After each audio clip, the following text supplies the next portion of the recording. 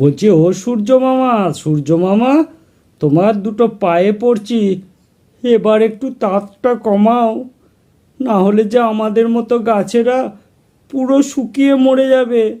তুমি কি চাও যে আমরা অল্প দিনে এই পৃথিবী থেকে হারিয়ে যাই?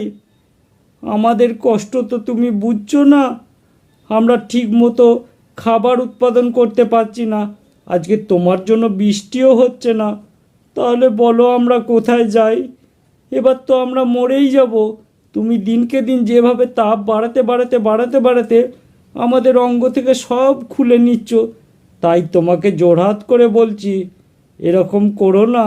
একটু তাপটা কমাও, যাতে করে বৃষ্টি আসতে পারে, আমরা দুফোঁটা সেই বৃষ্টির জলে স্নান করতে পারি, একটু আরাম করে খাবার তৈরি করতে পারি। যদিও জানি তুমি না হলেও চলবে না, তা বলে এত তেজ তোমার? আমি কি করবো রে গাধা? আমাকে কেন বলছিস?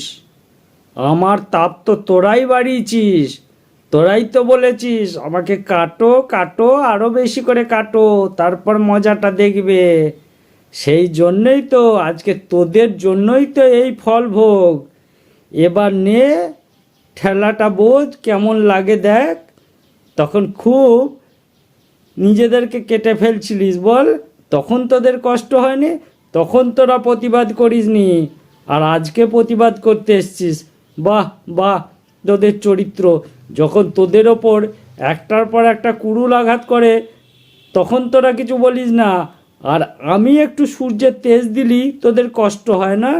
বেশ করব, আরও বেশি করে দেবো, যাতে করে তোরা জ্বলে পুড়ে মরিস। এরম করো না, তোমার দুটো পায়ে ধরি। আমার তো কোনো দোষ নাই বলো। এই সমাজের মানুষগুলো ইট কাঠ পাথরের বড় বড় বিল্ডিং বানাচ্ছে, বড় বড় ইমারত বানাচ্ছে, তারা কোটি কোটি টাকা কামাবে। এরা বেটা বোঝে না যে টাকার পাহাড়ে বসে থাকবে। এরা বোঝে না যে আমরা কত দামি। তাই আমরা নিরীহ বলে আমাদের ওপর অকথ্য অত্যাচার চালাচ্ছে, আমাদেরকে যখন তখন কেটে দিচ্ছে, কি না নিজেদের সুখের ইমারত বানাবে বলে। তাই আমাদের কি দোষ বলো সূর্য মামা? এরা যদি এরকম করে তো আমরা কি করব? আমাদের তো আর হাত পা নেই যে প্রতিবাদ করব, মারধর করব।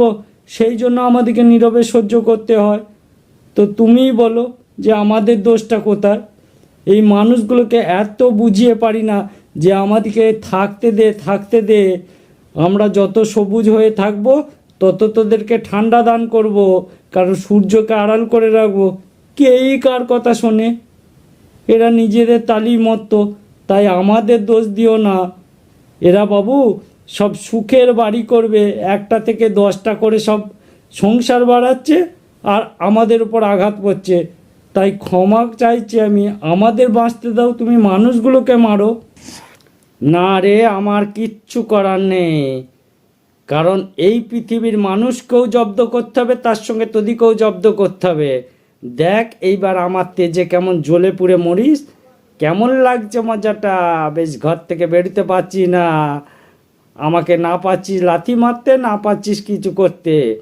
এটাই তো বলে প্রকৃতির খেলা, বুঝলি গাছ? তুই আর কি বুঝবি? আমি মানুষকে জব্দ করতে চেয়েছি, কিন্তু তার মাঝে তোরা পড়ে গেছিস, তা তো আমার কিছু করার নেই। কারণ মানুষকে মারতে হলে আগে তোদিকে মারতে হবে, মানুষকে বোঝাতে হবে যে তোরা কত দামি। সেই জন্যই তো আমি তেজ দিচ্ছি। এরপর দেখবি এমন একটা সময় আসবে, দেখবি তখন মানুষ পুরো গলে যাবে বরফের মতো। আমি সেই ব্যবস্থাই করছি, শুধু অপেক্ষা কর, একটু সময়ের অপেক্ষা। এ তো সবে ট্রেলার দেখাচ্ছি, পিকচার আবি বাকি হ্যাঁ।